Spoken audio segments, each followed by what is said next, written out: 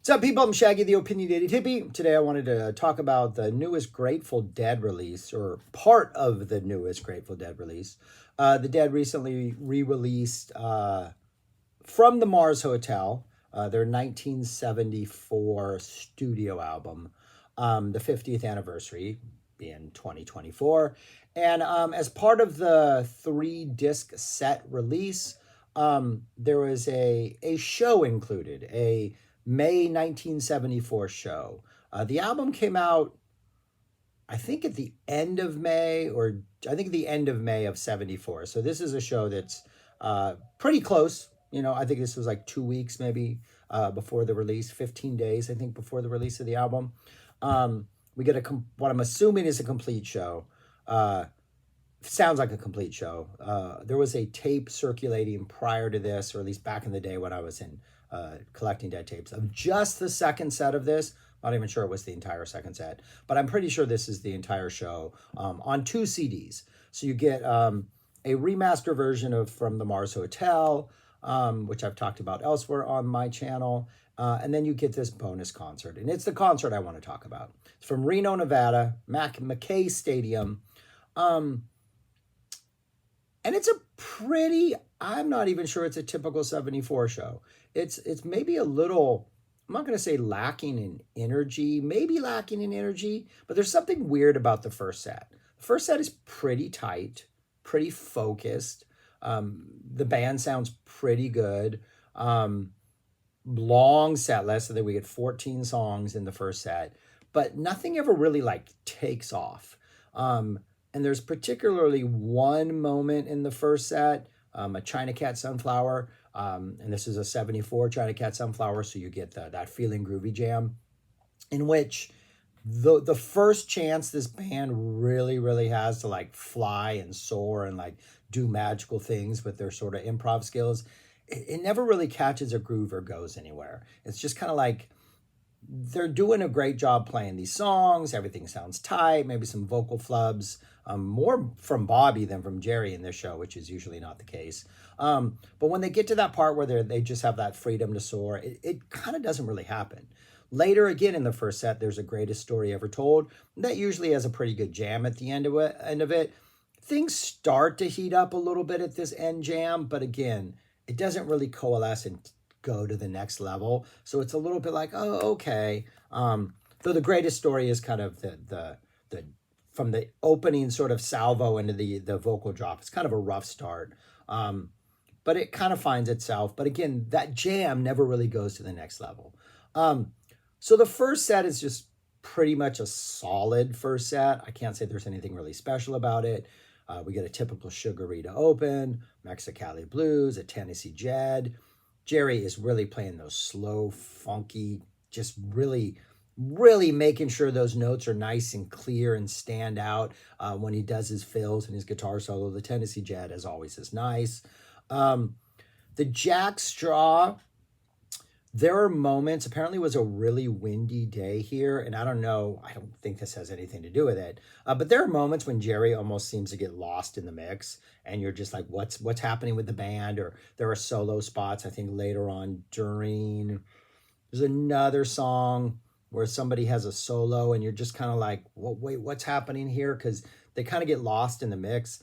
Jack Straw is one of those where that after the second verse part, when we get the sort of final jam before the Jack Straw from Wichita cut his buddy down part, there's kind of no momentum there, and it's almost where's Jerry? He's buried in the mix, and so it's kind of underwhelming. It's not a very satisfying climax to Jack Straw. We get a Brown Eyed Women. We get a Beat It On Down the Line with a dun dun dun dun dun dun dun 7-beat intro. China Rider, which again just doesn't reach the heights. And when we get into the Feeling Groovy jam, it's almost oh, we're in the Feeling Groovy jam. How did that happen? It's not a very dramatic shift, which sometimes that dramatic shift is what even draws more attention to the Feeling Groovy jam and kind of highlights it. It's kind of low key, and the Feeling Groovy thing never really kind of hits its full stride. We get an El Paso. U.S. Blues, the fourth ever U.S. Blues. We also get the fourth ever It Must Have Been the Roses. We get the fifth ever in the second set, Ship of Fools. The U.S. Blues is kind of ragged, both in just the whole thing. It's just kind of a little rough, little edges a little bit rough. There are moments when it feels like everybody's like looking around like, okay, what do we do now? Oh, more vocals. But it works. I think it helps it. This is a song that, as it became more polished and more of just like a perfunctory encore number, I came to like it less and less over the years. I really like these early, somewhat rawer versions. We get The Greatest Story Never Told, which has its moments, but starts off rough, kind of redeemed itself, but doesn't really reach great heights. Really sweet, It Must Have Been the Roses, Me and Bobby McGee. And Jerry's fills in Me and Bobby McGee are great. Like, this is like the vibe of the show right here, is the Me and Bobby McGee, not my Bobby McGee, just Me and Bobby McGee. Like, kind of laid back, Jerry just in between the verses, in between the vocals, just dropping nice lines. And this one works. Me and Bobby McGee, like they have found their groove on this one. And then the first set closes out with a deal. Nothing really special. The raw U.S. Blues, the Me and Bobby McGee, just certain songs being good because they're always good. Tennessee, Brown Eyed Women. But for the most part, a decent first set. Second set is where at one point we get about 25 minutes of just pure magic. I am a completist when it comes to the Dead. I collected tapes. I want to hear every show just in case there is a 5-minute thing that I will never hear anywhere else, in case there's a 20-minute thing I will never hear anywhere else, right? And this second set has that moment. It has that, just that the Dead doing what the Dead do better than anybody else does it, because only the Dead do it. We start off with an Around and Around in the second set on the second disc, which is maybe a little, the energy's not quite there yet in the beginning. You still feel like, okay, they're doing the right things, right? They're hitting the right beats. They're trying to bring the energy, but it's not really happening. But then as this kind of goes on and on, Jerry just really starts to cook and starts to feel it. And you can just feel the energy of the entire band, and the auditorium just kind of starts to lift and starts to get a little bit like, yeah, all right, we're getting a little more focused. Everybody's kind of locking in. Kind of starts to fall apart towards the end. You know, it's still kind of sloppy, but the energy is returning. We then get another Mississippi, we get a Mississippi half step, Uptown Toodaloo.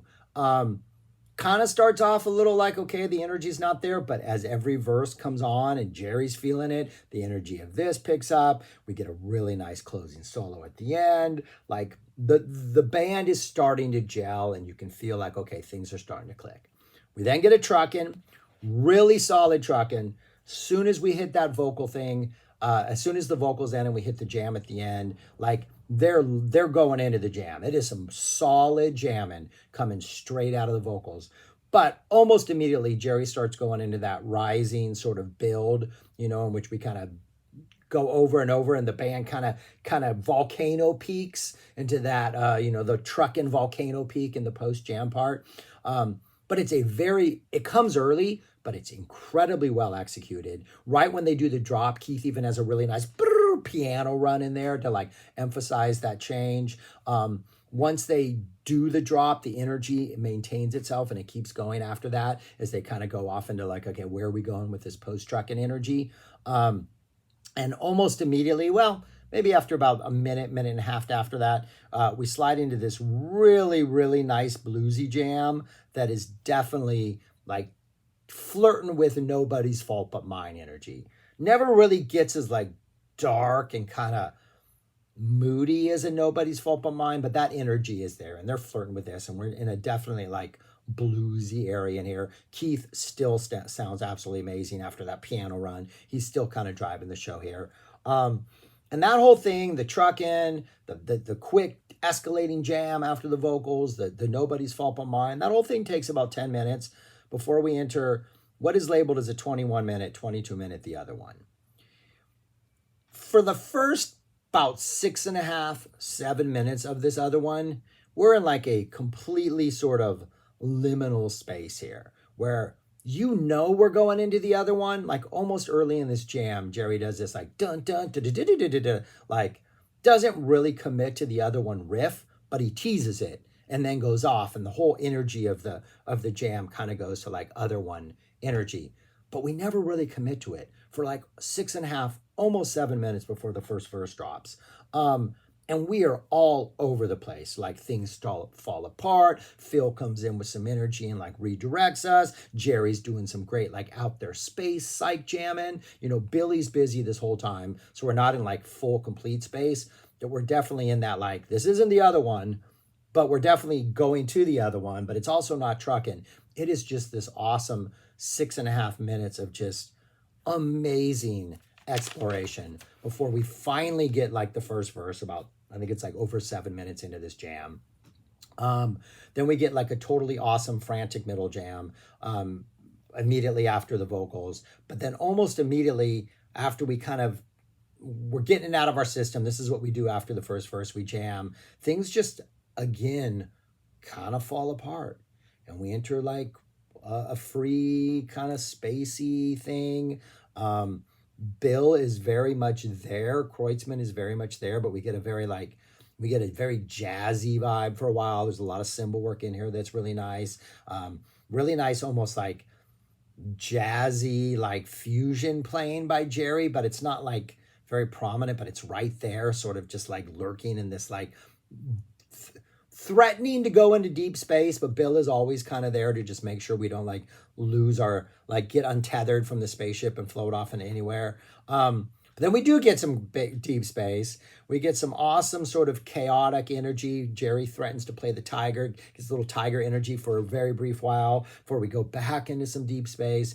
And at this point, Bill kind of takes over and just starts playing some really nice sort of like jazzy, but not super jazzy, but kind of chill, like cymbal work.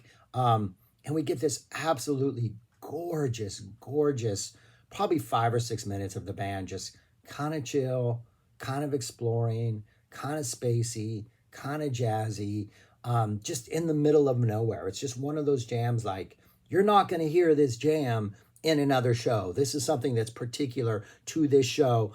And it is, for me, this moment, after the first verse, before we go into the next songs, we don't get the second verse, where this is almost like a must-hear show or a must-have show, because this other one is just like they do so often in 1974, they're going places they're not ever going to return to again, and you just got to hear it to know it.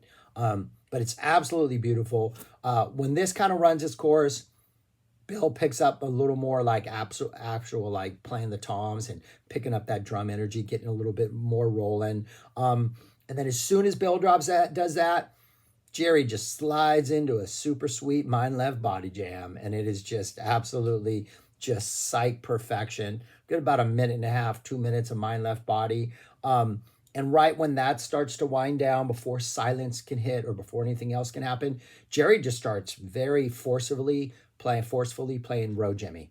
And Row Jimmy is the sort of cool down, post-psych jam, slow song that we get. But it's not that slow. It's got good energy. It's a nice, you don't really hear a lot of Row Jimmys coming out of like deep psych jams. But being that the highlight of the other one is sort of that middle chill section, the Row Jimmy takes that energy and uses it perfectly. And it's a really, really solid, well-played Row Jimmy. And then we get, to close out the second set, we get a Big River, which is just, their use of Big River in like the early mid-70s and throwing it all over was kind of weird. We get a Ship of Fools, the 5th one ever. Sounds pretty good. And then we get a Sugar Magnolia to end off the show, which starts off a little sort of calm. It's definitely more kind of with the around and around early to open the set, where it's like you're hitting the right notes, you're doing what you're supposed to do, but not necessarily that energy is there. But as the Sugar Mag goes on and we get into the Sunshine Dream part, that energy returns and we get a nice solid focused ending to the show. So it is not a mind-blowing show from start to finish. In fact, I would even say the first set, there were better first sets in 74. Just better performances of some of the songs that are here, especially the China Rider. But the second set, it really is almost like just this peak where you have Around and Around, Mississippi Half Step to kind of build the energy. Then you get this truckin' other one, Row Jimmy, How long is this? It's 40 minutes in the middle of the set, which just like brings you into the chaos. You get the beauty that is the exploration of the other one, and then you get a calm down with Row Jimmy.